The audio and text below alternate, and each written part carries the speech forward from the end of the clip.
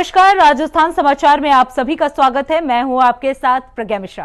Bulletin की शुरुआत करेंगे बड़ी और अहम खबर के साथ। तो सबसे पहले बात कर लेते हैं, मुख्यमंत्री भजनलाल शर्मा चूरू पहुंचे हैं, जहां वो गुसाई सैर बड़ा गांव में पंडित दीनदयाल उपाध्याय अंत्योदय संबल पखवाड़े के तहत आयोजित शिविर का अवलोकन किया। इस दौरान उन्होंने जनसभा को संबोधित किया। क्या कुछ कहा, चलिए आपको सुनवाते हैं। स्वागत करें आपकी और हमारी दिया था अभी कृष्ण हिरण का। मैं आपको कहना चाहता हूं, हमारा ताल छापर जो अभ्यारण्य है, यह अभ्यारण्य देश में ऐसा अभ्यारण्य कहीं नहीं होगा। इसको भी हम आगे बढ़ाने का काम करेंगे, जिससे कि ज्यादा से ज्यादा पर्यटक हमारे आए। काले हिरणों का यह बेगम दृश्य प्रवासी पक्षियों का कलरव प्रकृति प्रेमियों को अद्भुत अनुभव प्रदान करता है। यहाँ की कलात्मक हवेलियां, भित्ति चित्र, ऐतिहासिक धरोहर चूरू के समृद्ध सांस्कृतिक इतिहास से रूबरू कराती हैं। महाभारत काल से ही पंडित श्याम पांड्या जैसे तपस्वी और विद्वानों ने इस भूमि को सांस्कृतिक दृष्टि से समृद्ध किया है। ग्वार पाटा, फोग, लकड़ी के उत्पादक इसे विशिष्ट पहचान दिलाते हैं। अभी मेरे को एक स्मृति चिन्ह दिया।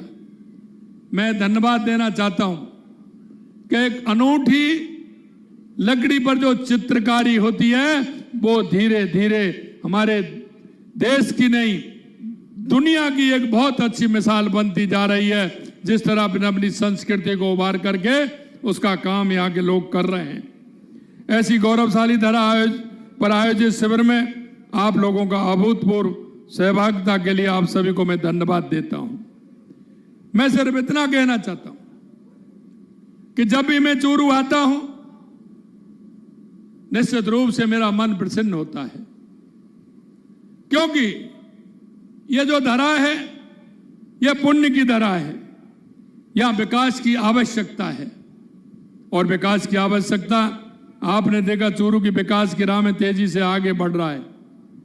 हमने भी यहां चूरू में 3 करोड़ 70 लाख रुपए का 3 करोड़ 70 लाख लागत से बने मुख्यमंत्री पुनर्वास गृह का लोकार्पण हुआ है।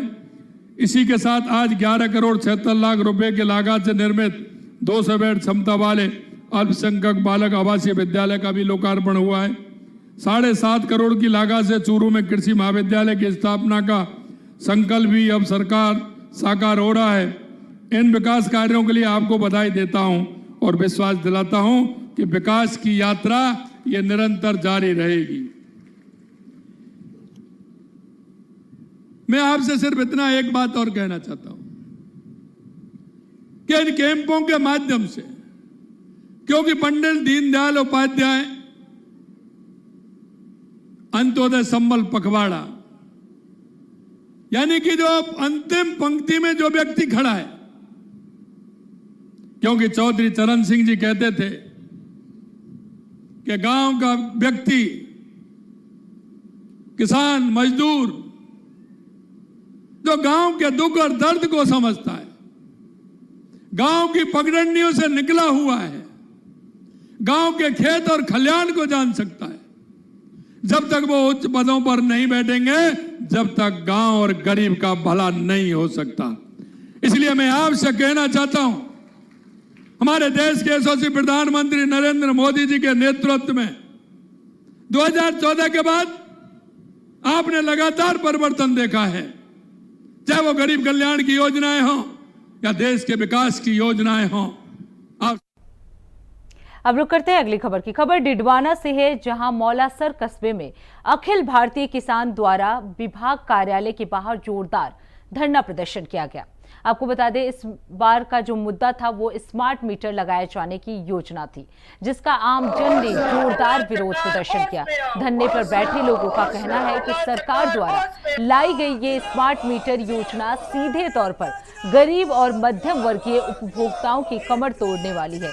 स्मार्ट मीटर के बाद उपभोक्ताओं को 20% से लेकर 70% तक अधिक बिजली चुकाना पड़ सकता है, जिससे गरीब जनता बिजली जैसी बुनियादी सुविधा से वंचित हो जाएगी। आपको बता दें, एबीके सभा के बैनर तले ये पूरा धरना प्रदर्शन जो है वो किया गया। मोला से इन ऑफिस पर स्मार्ट मीटर को लेकर अखिल भारतीय किसान सभा के नेतृत्व में धरना हुआ।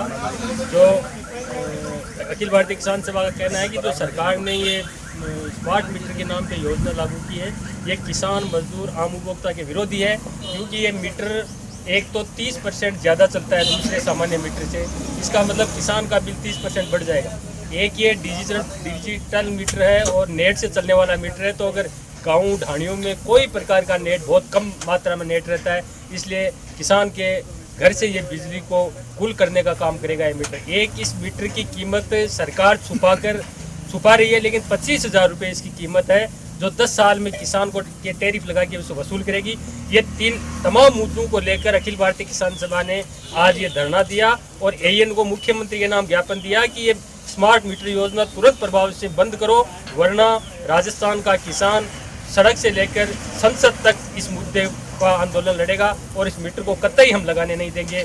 जब तक ये सरकार इसको रोल बैक नहीं करेगी, हम इसका आंदोलन खड़ा करके गांव-गांव, ढाणी-ढाणी तक इस आंदोलन को ले जाएंगे। तो ये प्रोग्राम था वो स्मार्ट मीटर योजना को लेकर था और हम इस आज के धरने के माध्यम से सरकार से ये कहना चाहते हैं कि आपकी जो ये योजना है, इस योजना को हम किसी भी हालात के अंदर हमारे इलाके में और तमाम राजस्थान के अंदर कामयाब नहीं होने देंगे। अखिल भारतीय किसान सभा बिना राजनीति की बात या बिना प्लेटफार्म राजनीति के गांव-गांव, ढाणी-ढाणी जाकर के हर व्यक्ति को, हर आदमी को लामबंद करके इस मीटर के खिलाफ, इस योजना के खिलाफ तैयार कर रही है। और हम आने वाले दिनों के अंदर अगर ये योजना सरकार हमारे साथ में इस प्रकार हठधर्मिता करने की कोशिश करेगी, तो आने वाले दिनों में अखिल भारतीय किसान सभा और लाल झंडा पूरे राजस्थान के अंदर नौजवान, किसान, विद्यार्थी इस योजना के खिलाफ लामबंद होकर के हमारे सड़क से लेकर के देश की संसद और राज्य की विधानसभा तक इस सरकार को झुकाने का काम करेगी। और हम भजनलाल सरकार से कहना चाहते हैं कि राजस्थान में अखिल भारतीय किसान सभा ने आंदोलनों का लंबा इतिहास रहा है, चाहे वो बिजली का आंदोलन हो, चाहे और दूसरा आंदोलन हो। इसलिए हम समय रहते हुए सरकार से कहना चाहते हैं कि आपकी इस स्मार्ट मीटर योजना को तुरंत वापस ले, वरना राजस्थान का किसान लामबंद होकर के देश की संसद और विधानसभा के सामने एक बहुत बड़ा प्रदर्शन करने जाएगा और आपकी इस मंशा को किसी भी सूरत में कामयाब होने नहीं देना देंगे, ये हम कहना चाहते हैं। और अखिल भारतीय किसान सभा गांव-गांव, ढाणी-ढाणी जाकर के इस मीटर और सरकार की अन्य जन विरोधी नीतियों के खिलाफ अपना प्रोग्राम कर रही है और सरकार के खिलाफ लड़ाई लड़ेगी। अब रुक करते हैं अगली खबर की। खबर झालावाड़ से है, जहां जिले के रिजोन गांव के पास से ब्रह्मपुरा के कच्चे मार्ग पर एक कुएं में एक व्यक्ति का शव मिलने से सनसनी फैल गई। ग्रामीणों की सूचना पर पुलिस ने मौके पर पहुंचकर करीब 3 दिन पुराना शव जो है वो बरामद किया। शव के सिर पर चोट के निशान है और उसके दोनों पैर धोती से बंधे हुए हैं। ऐसे में पुलिस जो है वो हत्या समेत हर एंगल से मामले की जांच कर रही है। मृतक की पहचान सीतापुर निवासी शिवलाल के रूप में हुई है। लालचंद आया था, उसकी रिपोर्ट गुमशुदगी दर्ज कर ली थी। तो शाम को 5 बजे पता लगा कि एक ब्रह्मपुरा कुएं के पास में एक लाश तैर रही है। तो मौके पहुंचा तो वहाँ काफ़ी भीड़ जमा थी। पता किया तो जो लाश थी वो शिवलाल की थी, जो जीतापुरा का रहने वाला है। उम्र करीब 45 साल है। तो ग्रामीणों की मदद से शव को निकलवाया और मोर्चरी में रखवा दिया। आज मेडिकल बोर्ड से पोस्टमार्टम करवाया जा रहा है और हत्याओं की धाराओं में मुकदमा दर्ज कर अनुसंधान। अब रुक करते हैं अगली खबर की। खबर अजमेर से है, जहां शहर के पत्रकारों की एक अहम बैठक आयोजित की गई, जिसमें नसीराबाद प्रेस एसोसिएशन का गठन करने पर चर्चा की गई। वहीं नसीराबाद प्रेस एसोसिएशन के अध्यक्ष और वरिष्ठ पत्रकार सुधीर मित्तल को इसके लिए चुना गया। साथ ही वरिष्ठ पत्रकार शैलेंद्र गोयल को एसोसिएशन का संरक्षक बनाया गया है। आपको बता दें, रियाज अहमद को सचिव और अमित चौकड़ीवाल को कोषाध्यक्ष चुना गया है। नसीराबाद प्रेस एसोसिएशन के गठन के बाद सभी ने अध्यक्ष सुधीर मित्तल और संरक्षक शैलेंद्र गोयल को माला पहनाकर बधाई दी और उनका मुंह मीठा करवाया। आपको बता दें, एसोसिएशन के अध्यक्ष सुधीर मित्तल ने सभी उपस्थित पत्रकारों को संबोधित करते हुए कहा, संगठन को एक सूत्र में बांध कर रखना और संगठन को मजबूत बनाना ही उनकी प्राथमिकता होगी। साथ ही उन्होंने ये भी कहा कि वो एक सबके लिए और सबके लिए एक के सिद्धांत पर काम करेंगे।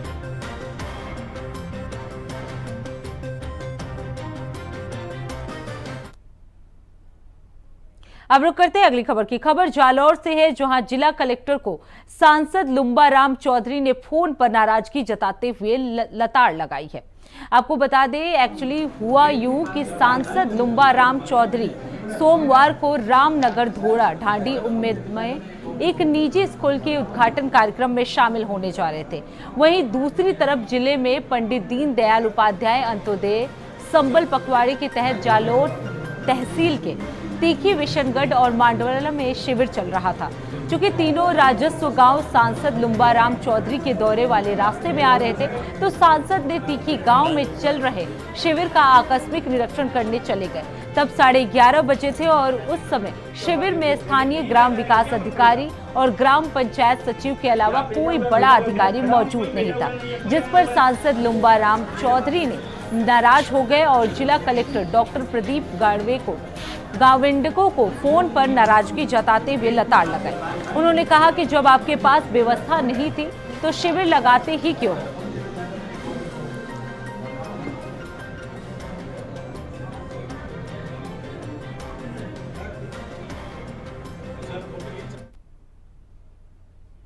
अब रुक करते हैं अगली खबर की। खबर राजगढ़ से है, जहां सर्प के डसने से महिला की मौत हो गई है, जिसके बाद सूचना पर पहुंची पुलिस ने शव को कब्जे में लेकर पोस्टमार्टम के लिए भेज दिया है।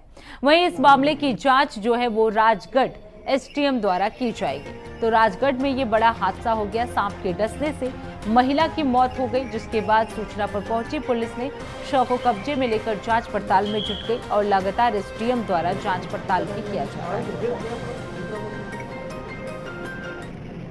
और सुबह 7:30 बजे के लगभग गवर्नमेंट हॉस्पिटल राजगढ़ की सूचना दी कि एक महिला को सांप ने डस लिया है, उसकी डेड बॉडी राजगढ़ अस्पताल में रखी। यह महिला काली देवी उर्फ कमलेश नाम की रहने वाली थी और ये नाटू गाँव इलाका थाना सेना की रहने वाली थी। इसी तरह पर पहुँचकर बच्चा का पोस्टमार्टम मेडिकल बोर्ड से करवाया जा रहा है और बच्चा के पिता रामेश्वर द्वारा दी गई रिपोर्ट सांप से लगने के मृत्यु होने के संबंध में जांच एसडीएम साहब राजगढ़ के द्वारा की जाती है। क्या उम्र है?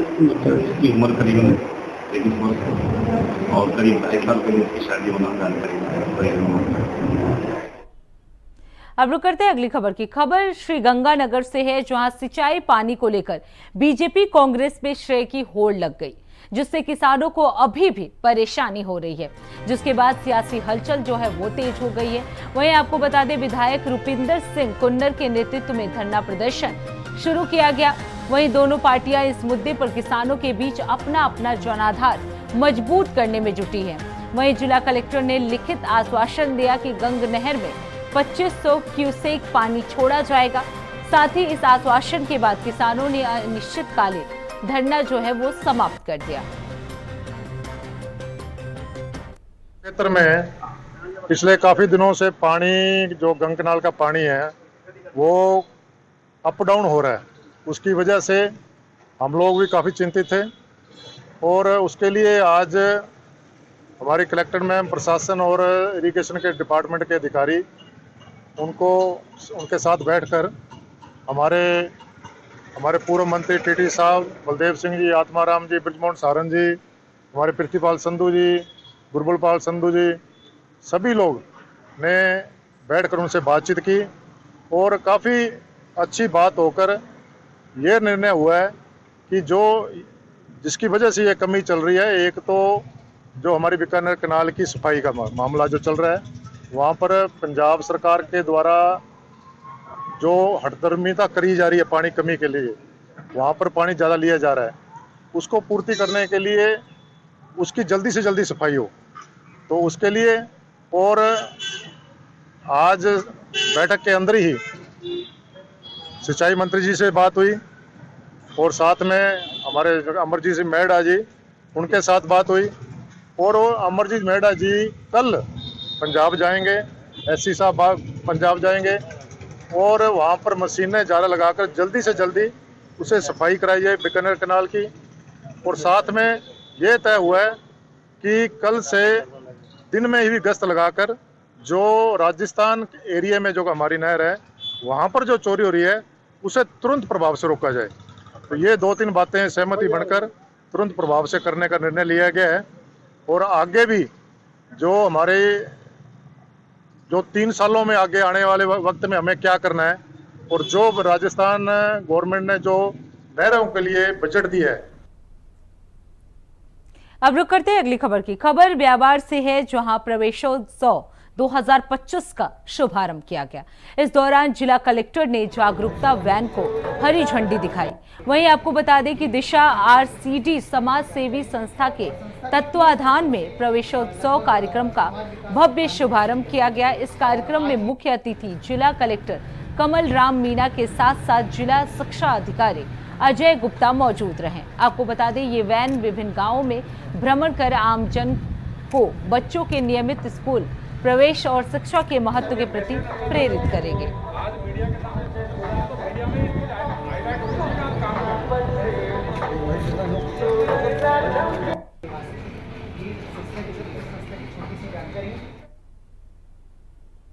अब रुक करते हैं अगली खबर की। खबर जोधपुर से है, जहां भारतीय रेलवे 15 जुलाई से तत्काल टिकट बुकिंग के लिए आधार आधारित ओटीपी प्रमाणीकरण व्यवस्था अनिवार्य रूप से लागू कर रहा है।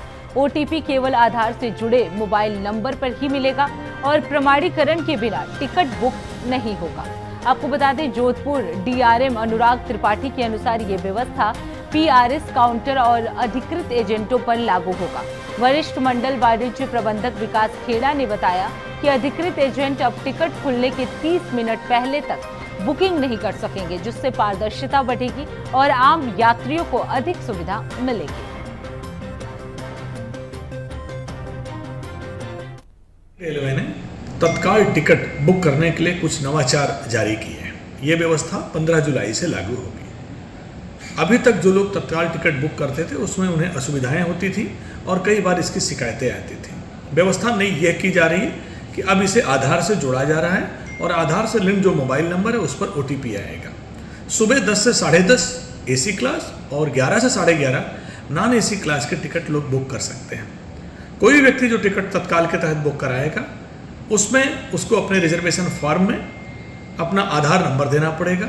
उस आधार से जुड़ा जो मोबाइल नंबर होगा उस पर ओटीपी आएगा और उस ओटीपी को फीड करने के बाद ही तत्काल का टिकट वो बुक कर सकेगा। इससे जेन्युइन लोगों को टिकट मिलेगा। जो शिकायतें आती थी वो शिकायतें भी दूर की जा सके। और मुझे लगता है कि नवाचार लोगों की सुविधा के लिए किया गया है। तत्काल टिकट के लिए पारदर्शिता को लागू किया जा रहा है और ये भारतीय रेलवे का एक बहुत बड़ा कदम है। अब रुक करते हैं अगली खबर की। खबर प्रतापगढ़ से है, जहां वार्ड वासियों ने नगर परिषद के कर्मचारियों और अधिकारियों के साथ साथ उनके खिलाफ सौतेलेपन का आरोप लगाया है। नगर परिषद प्रतापगढ़ द्वारा अतिक्रमण की कार्रवाई करते हुए पड़ी गुमटियों पर कहर बरपाया। अतिक्रमण दस्ते में महिलाओं पर जेसीबी चढ़ाने की बात की गई, जिस पर महिला ने उनसे समय मांगा और कहा कि कुछ समय में हमारे परिजन आ जाएंगे, थोड़ा रुक जाओ, हम गुमटी को हटा लेंगे। लेकिन अतिक्रमण दस्ते वालों ने एक ना सुनी, वहां पर पड़ी गुमटी को चकनाचूर कर दिया। जिसके बाद गुमटी संचालक ने कहा कि 1 लाख की कीमत लगाकर गुमटी बनवाया था। अगर नगर परिषद द्वारा किसी बात का ऑब्जेक्शन था तो हमें नोटिस द्वारा सूचना दी जाती। बिना किसी सूचना के गुमटी को चकनाचूर कर दिया गया। अब इसकी जिम्मेदारी कौन लेगा? वाले आए तो हमने उनको कहा कि थोड़ी देर रुक जाओ, हमको समय दो, क्योंकि आदमी थे नहीं हमारे कि वो आ जाएंगे, हम हटवा लेंगे सारा सामान, क्या हम हमारे सामान का नुकसान हो जाएगा नहीं तो हमारा। हमने ऐसे कहा तो भी माने नहीं, वापस चली गई जेसीबी एक बार की, वापस रिटर्न आई तो फिर उन्होंने सारा तेज नेस कर दिया। क्या आपने रोका तो क्या कहा उन्होंने? रोका तो क्या, रुके ही नहीं, वो मना करेंगे नहीं, हम तो तोड़ेंगे। हमको आगे से आदेश आया, कलेक्टर का आदेश है, तो हमको सूचना देनी चाहिए ना पहले। जेसीबी चलाने के लिए कहा, हम यहाँ खड़े थे कि जेसीबी चलाएंगे, हटोगे नहीं तो आप। मेरे को नगर परिषद वालों ने कोई सूचना नहीं दी उसके बावजूद हमें सूचना देते थे। हमने बोला कि सूचना देते तो हम कहीं रखवा देते, लेकिन सूचना नहीं दी। फिर भी हमने 10 मिनट का 15 मिनट का टाइम मांगा तो भी टाइम नहीं दिया हमें। और जेसीबी वाले के पास में एक आदमी खड़ा था, उसने बोला हट जा नहीं तो तेरे ऊपर जेसीबी चढ़ा देंगे। हमें बहुत मैंने कहा 10-15 मिनट के लिए रुक जाओ, मैं मेरा आ रहा है हस्बैंड आ रहे हैं, वो हटा देंगे। आ रहे हैं, उसको बुलाया कारीगर को कि ये हटा रहे हैं, आके खोल देंगे। फिर हमारा इतना नुकसान करवाया उन्होंने। क्या बोला मतलब? हमने बोला कि हमें सूचना नहीं मिली क्योंकि ये तो आगे से कलेक्टर का आदेश है। 2 घंटे का टाइम क्या, मैंने कहा आधे घंटे का टाइम दे दो, वो भी नहीं दिया हमें। अगर कलेक्टर का आदेश भी था तो हमें तोड़ने का क्या जरूरत थी? हमें बोल सकते थे कि कलेक्टर का आदेश है, आपको ये हटाना पड़ेगा। अब रुक करते हैं अगली खबर की। खबर झालावाड़ से है, जहां 11 केवी के चपेट में आने से एक परिवार के मुखिया की मौत हो गई है। वहीं इसमें 3 लोग जो है वो घायल हो गए हैं। इस घटना के बाद ग्रामीणों का गुस्सा जो है वो फूटा है और बड़ी संख्या में अस्पताल लोग पहुंच गए, दोषियों पर कार्रवाई की मांग कर रहे हैं। वहीं परिवार में नौकरी के साथ साथ 50 लाख की मांग पर भी जो परिजन है वो अड़े हुए हैं। गंभीर रूप से घायल हुए लोगों को अस्पताल में भर्ती करा दिया गया है, जहां उनका इलाज चल रहा है। वहीं लोगों का गुस्सा प्रशासन पर भी फूटा है और सरकारी नौकरी 50 लाख का मुआवजे की मांग करते हुए चेतावनी दी गई है।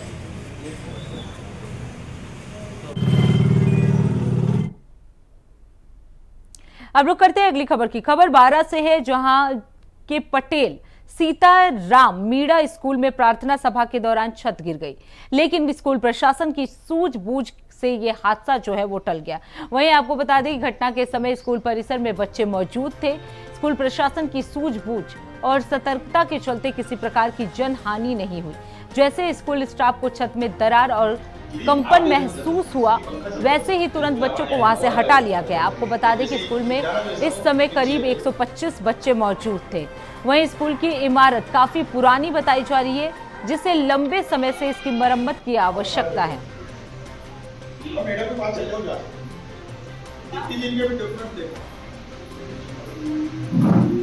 लगता है सर बिल्डिंग बहुत पुरानी है और प्लास्टर गिर चुका है, गिर जाता है बार बार। हमें भी डर लगता है, बच्चों को कई बार चोटें आएंगी।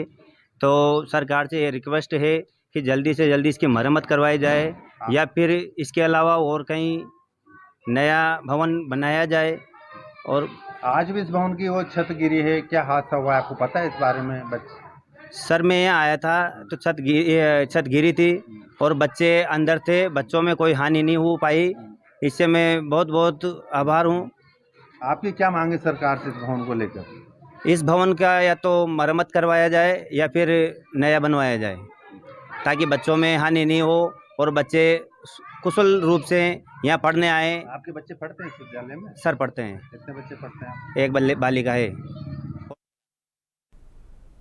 अब रुक करते हैं अगली खबर की। खबर डिडवाना से है, जहां बिना परमिशन के लगे होर्डिंग बोर्ड पर नगर परिषद ने कार्रवाई की है।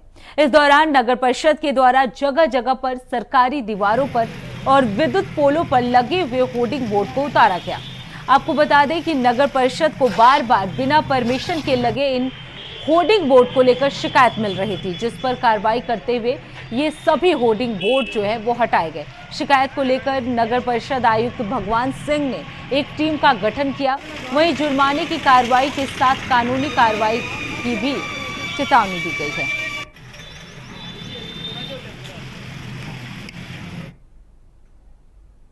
तो फिलहाल राजस्थान समाचार में इतना ही। देश दुनिया की तमाम बड़ी खबरों के लिए देखते रहिए इंडिया वॉइस। तब तक के लिए नमस्कार।